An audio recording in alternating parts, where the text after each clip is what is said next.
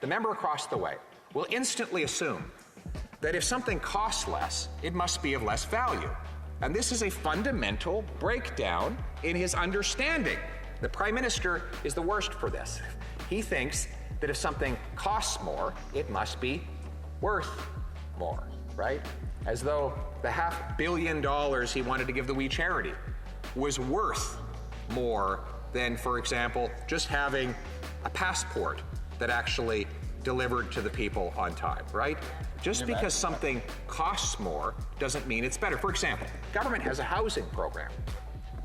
They've spent $89 billion on it. In fact, the number one bragging point they have is that their housing plan is really expensive, right? It's like you could almost imagine a restaurant running advertisements. Come dine with us. We have terrible ambiance, the service is garbage, the food is rotten, it might even make you sick. But guess what? It costs $1,000 a plate, and therefore it must be the best because it is the most expensive. Now, take this, let's take this back into the government realm.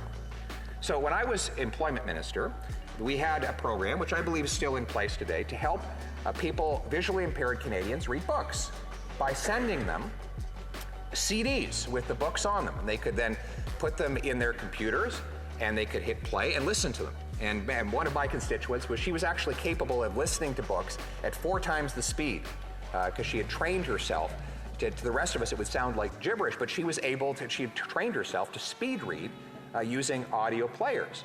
It was a wonderful program. But the Canadian National Institute for the Blind came to us and said, there's one problem. We don't use CDs anymore. So you don't have to pay Canada Post to ship these CDs to our house.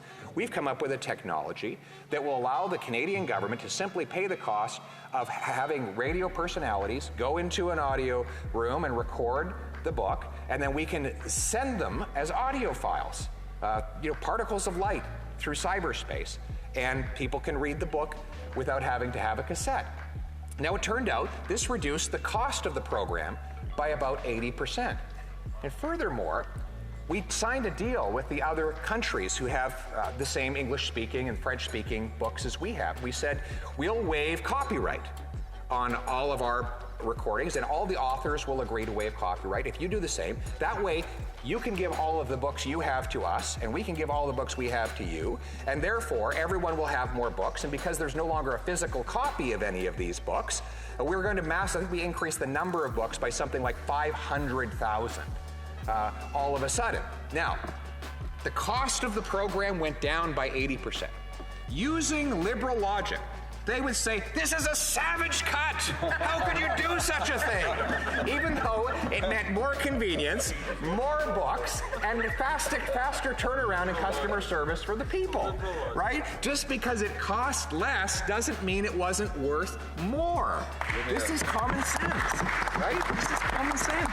Think about it this way. We've had these arguments with the Prime Minister. He says that my time as housing minister was no good because I didn't spend $89 billion on housing. Yeah, but housing cost half as much. When I was housing minister, the average mortgage payment was $1,400. The average rent, $900 for a single bedroom. The average needed down payment for a house was $22,000.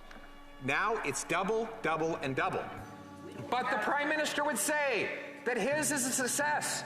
Because even though 9 in 10 young people believe they'll never be able to afford a home, he has the most expensive program for housing in Canadian history. Therefore, it must be the best. There you go. He thinks that the price is equal to the value. There is a difference between value and cost, a distinction that this government never makes.